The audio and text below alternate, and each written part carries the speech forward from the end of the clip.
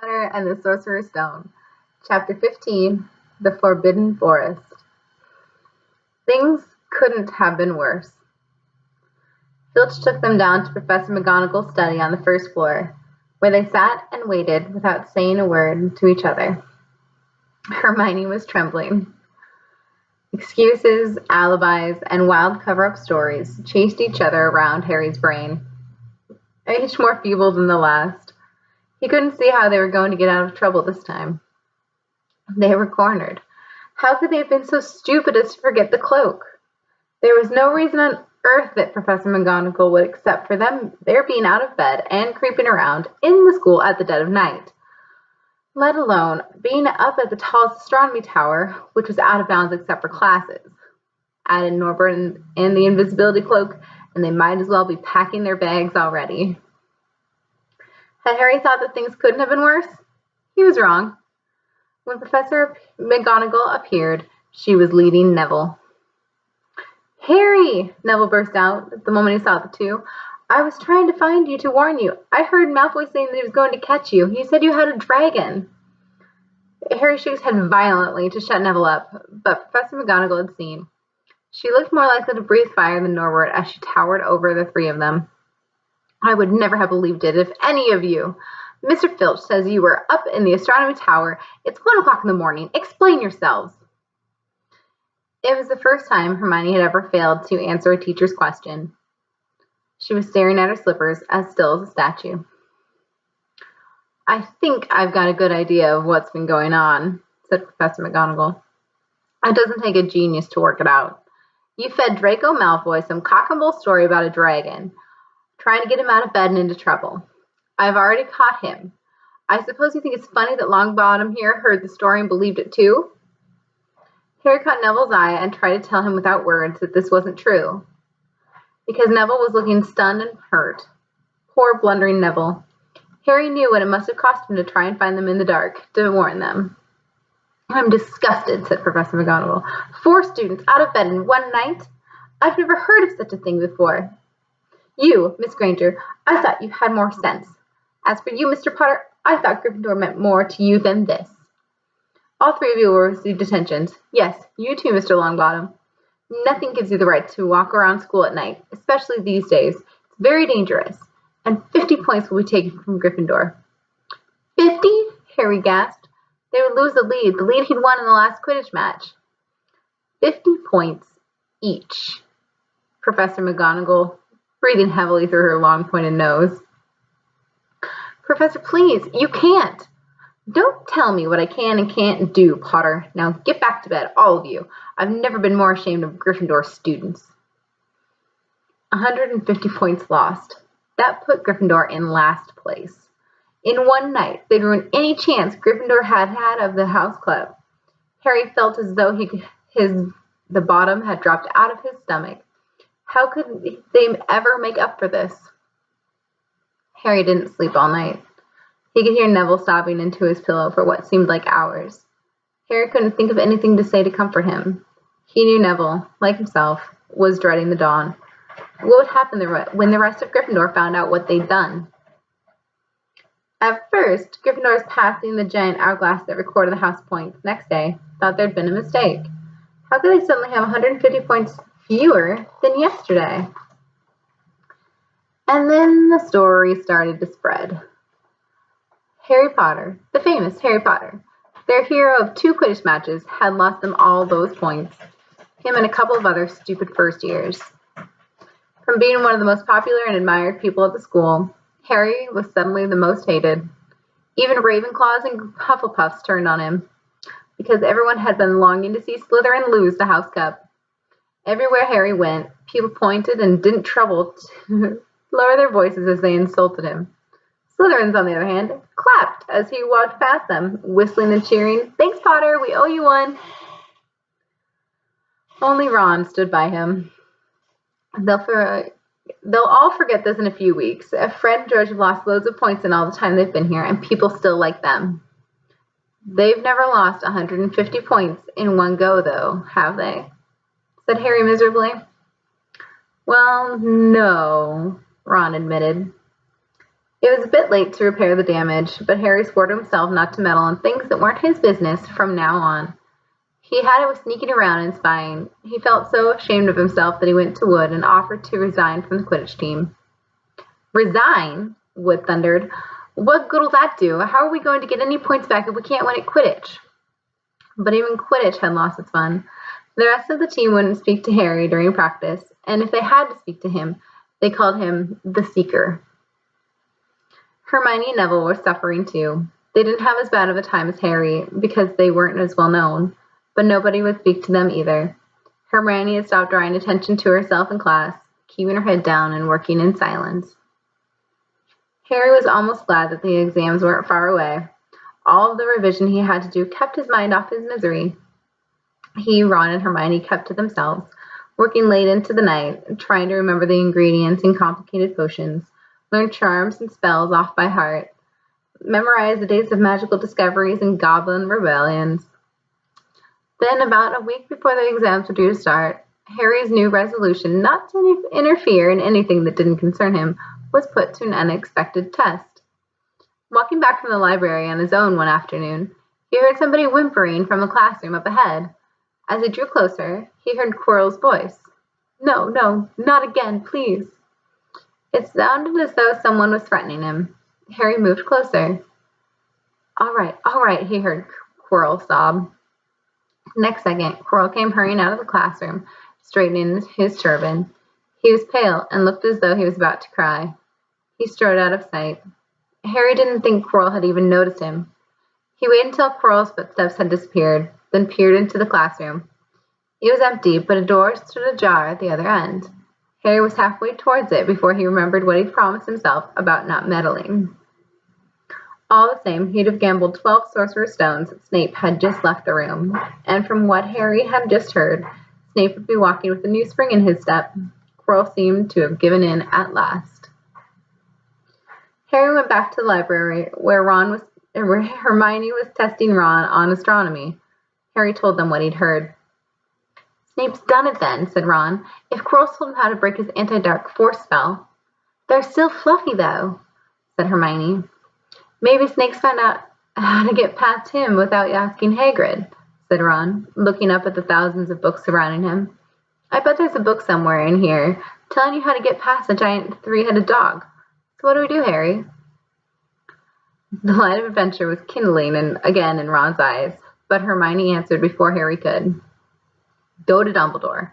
That's what we should have done ages ago. If we try anything ourselves, we'll be thrown out for sure.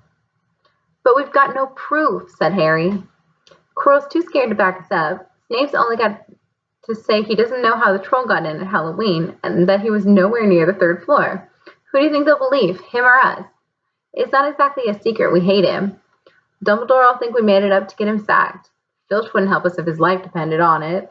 He's too friendly with Snape, and the more students get thrown out, the better he'll think. And don't forget, we're not supposed to know about the stone or Fluffy. That'll take a lot of explaining. Hermione looked convinced, but Ron didn't. If we just do a bit of poking around. No, said Harry flatly. We've done enough poking around. He pulled a map of Jupiter towards himself and started to learn the names of its moons. The following morning, notes were delivered to Harry, Hermione, and Neville at the breakfast table. They were all the same. Your detention will take place at 11 o'clock tonight. Meet Mr. Filch in the entrance hall. Professor McGonagall. Harry had forgotten they still had detentions to do in the furor of the points they'd lost. He half expected Hermione to complain that there was a whole night of revision lost, but she didn't say a word. Like Harry, she felt they deserved what they got. At 11 o'clock that night, they said goodbye to Ron in the common room and went down the entrance hall with Neville. Filch was already there, and so was Malfoy. Harry had also forgotten that Malfoy had got a detention too. Follow me, said Filch, lighting a lamp and leading them outside. I bet you'll think twice about breaking school rule again. Won't you, eh? He continued leering at them. Oh, yes. Hard work and pain are the best teachers, if you ask me. It's just a pity they'll let the old punishments die out. Hanging you by your wrist from the ceilings for a few days. I've got the chains still in my office. Keep them well oiled in case they're ever needed. Right, off we go. Don't think of running off now. It'll be worse for you if you do. They marched off across the dark grounds. Neville kept sniffing. Harry wondered what their punishment was going to be. It must be something really horrible, or Filch wouldn't be sounding so delighted. The moon was bright, but clouds scudding across it kept throwing them into darkness. Ahead, Harry could see the lighted windows of Hagrid's hut. Then they heard a distant shout. "Is that you, Filch? Hurry up! I want to get started." Harry's heart rose. If they were going to be working with Hagrid, it wouldn't be so bad. His relief must have showed in his face, because Filch said, "I suppose you think you'll be enjoying yourself with that oak? Well, think again, boy. It's into the forest you're going, and I'm much mistaken if you'll all come out in one piece." At this, Neville let out a little groan, and Malfoy stopped dead in his tracks. "The forest?" he repeated. He didn't sound quite as cool as usual. "We can't go in there at night. There's all sorts of things in there. Werewolves, I've heard." Neville clutched the sleeve of Harry's robe and made a choking noise. "That's your lookout, isn't it?" said Filch, his voice cracking with glee. "Should have thought about them werewolves before you got into trouble, shouldn't you?" Hagrid came striding towards them out of the dark, Fang at his heel. He was carrying his large crossbow, and a quiver of arrows hung over his shoulder. "About time," he said. "I've been waiting for half an hour already. All right, Harry, Hermione?" "Shouldn't be too friendly with them, Hagrid," said Filch coldly. "They're here to be punished, after all." "That's why you're late, is it?" said Hagrid, frowning at Filch. "Been lecturing them, eh? It's not your place to do that. You've done your bit. I'll take over from here." "I'll be back at dawn," said Filch, "for what's left of them," he added nastily, and turned and started back towards the castle, his lamp bobbing away into the darkness. Malfoy now turned to Hagrid. "I'm not going in that forest," he said, and Harry was pleased to hear the note of panic in his voice. "You are if you want to stay at Hogwarts," said Hagrid fiercely. "You've done wrong and I've got to pay for it." "But this is servant stuff. It's not for students to do. I thought we'd be writing lines or something. If my father knew I was doing this, he'd—" "Tell you that's how it is at Hogwarts," Hagrid growled. "Writing lines. What's good that to anyone? You'll do something useful or you'll get out. If you think your father'd rather you expelled, then you can get back off the castle and pack. Go on." Malfoy didn't move. He looked at Hagrid furiously, but then dropped his gaze. "Right then," said Hagrid. "Now, listen carefully, because it's dangerous what we're going to do tonight, and I don't want no one taking risks. Follow me over here for a moment." "Right then," said Hagrid. "Now listen carefully, because he led them to the very edge of the forest. Holding his lamp up high, he pointed down a narrow, winding earth track that disappeared into the thick black trees. A light breeze lifted their hair as they looked into the forest. "Look here," said Hagrid. "See that stuff shining on the ground? Silvery stuff? That's unicorn blood. There's a unicorn in there been hurt badly by something. This is the second time in a week. I found one dead last Wednesday. We're going to try and find the poor thing. We might have to put it out of its misery." "And what if whatever hurt the unicorn finds us first?" said Malfoy, unable to keep the fear out of his voice. "There's nothing that lives in the forest that'll hurt you if you're with me or Fang," said Hagrid, "and keep to the path. Right now we're going to split into two parties and follow the trail in different directions. There's blood all over the place. It must have been thrashing around for a while, since last night at least." "I want Fang," said Malfoy quickly, looking at Fang's long teeth. "All right, but I warn you, he's a coward," said Hagrid. "So me, Harry, and Hermione will go one way, and Draco, Neville, and Fang go the other. Now, if any of us finds the unicorn, we'll send up green sparks, right?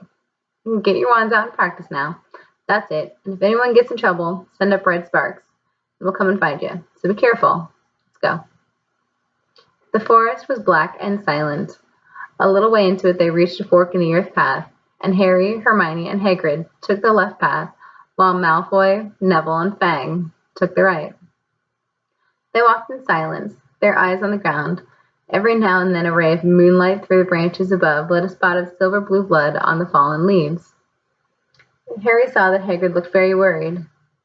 "Could a werewolf be hurting the unicorns?" Harry asked. "Not fast enough," said Hagrid.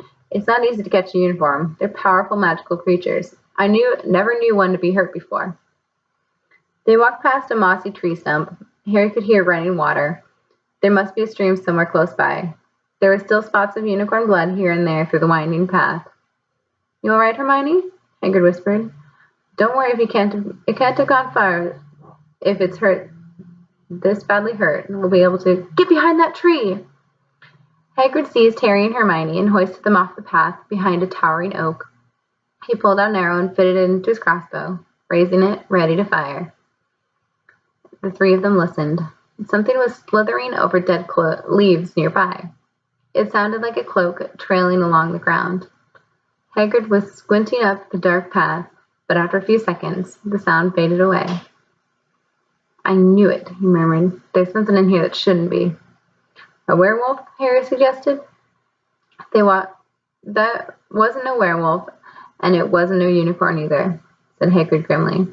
Right, follow me, but careful now. They walked more slowly, ears straining for the faintest sound. Suddenly, in clearing ahead, something definitely moved. Who's there? Hagrid called. Show yourself. I'm armed. And into the clearing came. Was it a man or a horse? To the waist, a man with red hair and beard, but below that was a horse's gleaming chestnut body with a long reddish tail. Harry and Hermione's jaws dropped. Oh, it's you, Ronan, said Hagrid in relief. How are you? He walked forward and shook the centaur's hand. Good evening to you, Hagrid, said Ronan. He had a deep, sorrowful voice. Were you going to shoot me? Can't be too careful, Ronan, said Hagrid, patting his crossbow. There's something bad loose in the forest. This is Harry Potter and Hermione Granger, by the way. Students up at the school. This is Ronan, you two. He's a centaur. We'd noticed, said Hermione faintly. Good evening, said Ronan. Students, are you? And do you learn much up at the school? A bit, said Hermione timidly. A bit. Well, that's something, Ronan sighed. He flung back his head and stared at the sky. Mars is bright tonight. Yeah, said Hagrid, glancing up too. Listen, I'm glad we've run into you, Ronan, because there's a unicorn been hurt. You seen anything? Ronan didn't answer immediately. He stared unblinkingly upwards, then sighed again. Always the innocent are the first victims, he said. So it has been for ages past, so it is now. Yeah, said Hagrid, but have you seen anything, Ronan? Anything unusual? Mars is bright tonight, Ronan repeated while Hagrid watched him impatiently. Unusually bright. Yeah, but I was meaning anything unusual a bit nearer to home, said Hagrid. So you haven't noticed anything strange? Yet again, Ronan took a while to answer. At last he said, The forest hides many secrets. A movement in the trees behind Ronan made Hagrid seize his bow again, but it was only a second centaur. Black-haired and bodied, wilder looking than Ronan. Hello, Bane, said Hagrid. All right.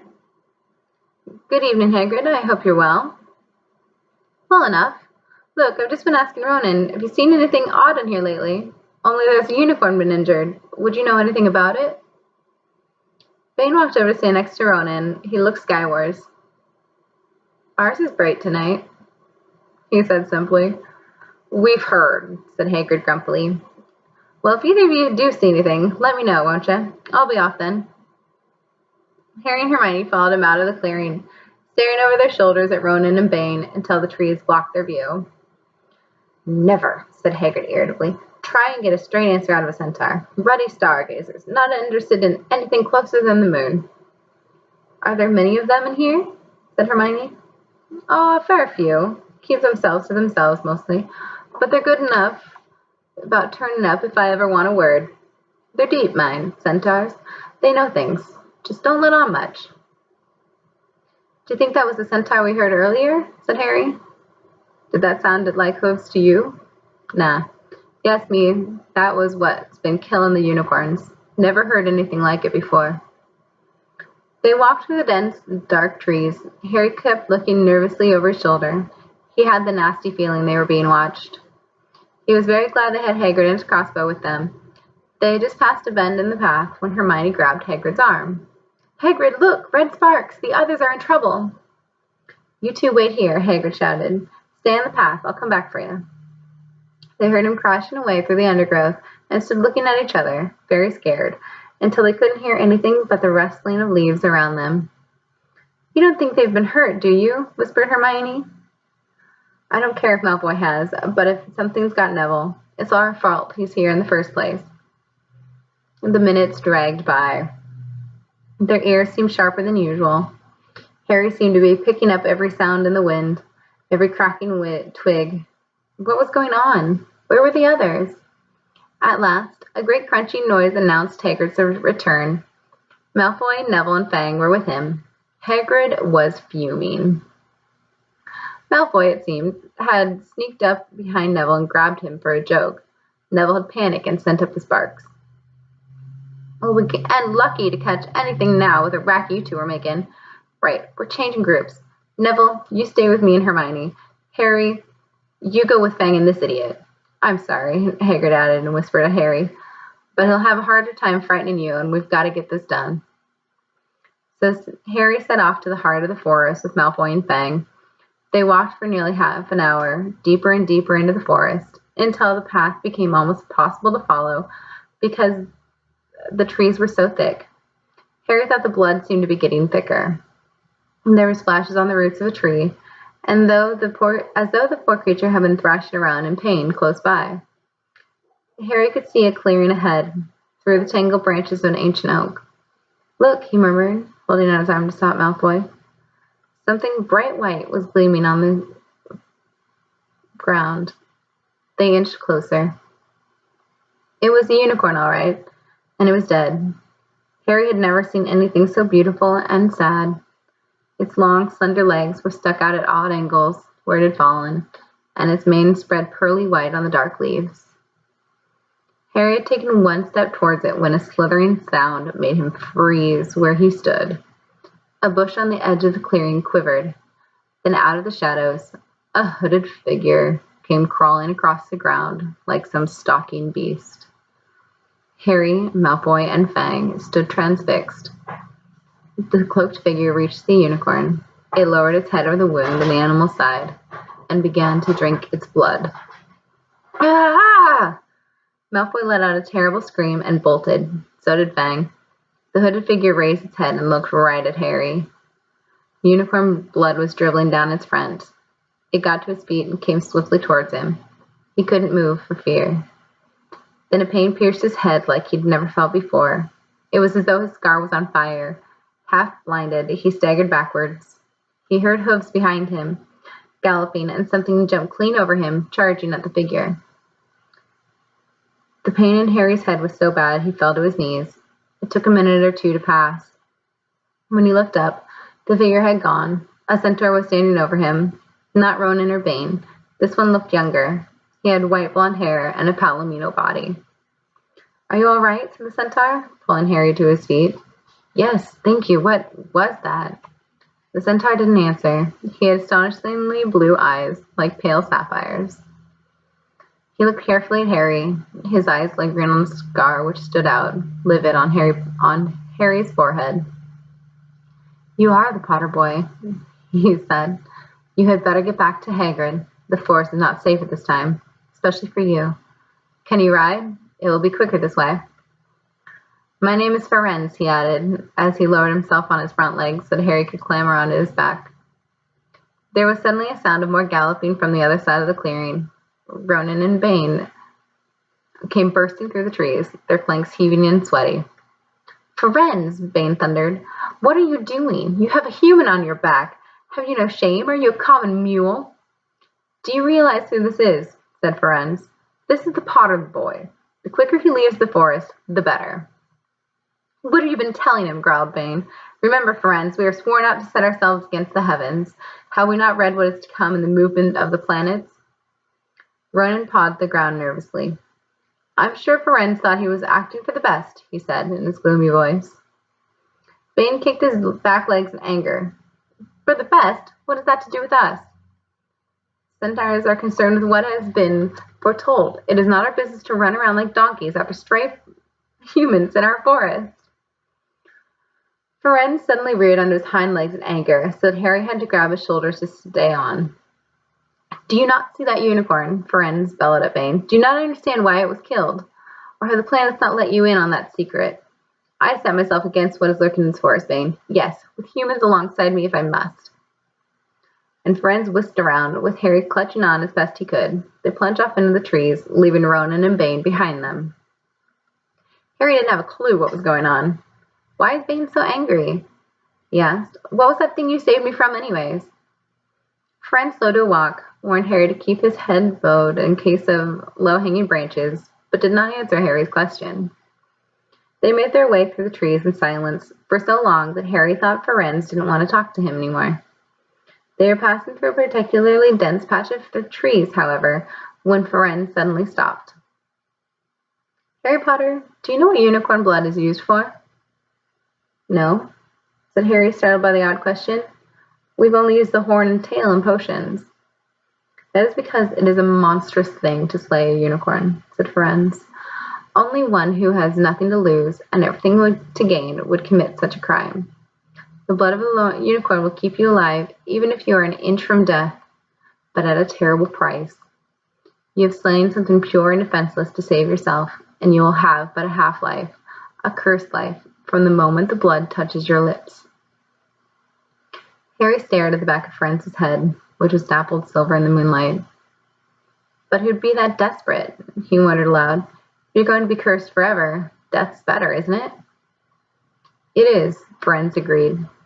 "Unless all you need is to stay alive long enough to drink something else. Something that will bring you back to full strength and power. Something that will mean you can never die. Mr. Potter, do you know what is hidden in the school at this very moment?" "The Sorcerer's Stone. Of course, the elixir of life. But I don't understand who—" "Can you think of nobody who has waited many years to return to power, who has clung to life, awaiting their chance?" It was as though an iron fist had clenched suddenly around Harry's heart. Over the rustling of the trees, he seemed to hear once more what Hagrid had told him on the night they had met. "Some say he died. Codswallop, in my opinion. Don't know if he had enough human left in him to die." "Do you mean," Harry croaked, "that was Vold?" Harry, are you all right?" Hermione was running towards them down the path, Hagrid puffing along behind her. "I'm fine," said Harry, hardly knowing what he was saying. "The unicorn's dead. Hagrid, it's in that clearing back there." "This is where I leave you," Firenze murmured as Hagrid hurried off to examine the unicorn. "You are safe now." "Good luck, Harry Potter," said Firenze. "The planets have been read wrongly before now, even by centaurs. I hope this is one of those times." He turned and cantered back into the depths of the forest, leaving Harry shivering behind him. Ron had fallen asleep in the dark common room, waiting for them to return. He shouted something about Quidditch fouls when Harry roughly shook him awake. In a matter of seconds, though, he was wide-eyed as Harry began to tell him and Hermione what had happened in the forest. Harry couldn't sit down. He paced up and down in front of the fire. He was still shaking. "Snape wants the stone for Voldemort, and Voldemort's waiting in the forest. And all this time we thought Snape just wanted to get rich." "Stop saying the name," said Ron in a terrified whisper, as if he thought Voldemort could hear them. Harry wasn't listening. "Firenze saved me, but he shouldn't have done." Bane was furious. "He was talking about interfering with what the planets say is going to happen. They must show what Voldemort's coming back. Bane thinks Firenze should have let Voldemort kill me. I suppose that's written in the stars as well." "Will you stop saying the name?" Ron hissed. "So I've got to wait for now is Snape to steal the stone," Harry went on feverishly. "Then Voldemort will be able to come and finish me off. Well, I suppose Bane will be happy." Hermione looked frightened, but she had a word of comfort. "Harry, everyone says Dumbledore's the only one you know who is ever afraid of. With Dumbledore around, you know who won't touch you. Anyway, who says the centaurs are right? It sounds like fortune-telling to me. Professor McGonagall says it's a very imprecise branch of magic." The sky had turned light before they stopped talking. They went to bed exhausted. Their throats were sore, but the night's surprises weren't over. When Harry pulled back his sheets, he found his invisibility cloak folded neatly underneath them. There was a note pinned to it. "Just in case."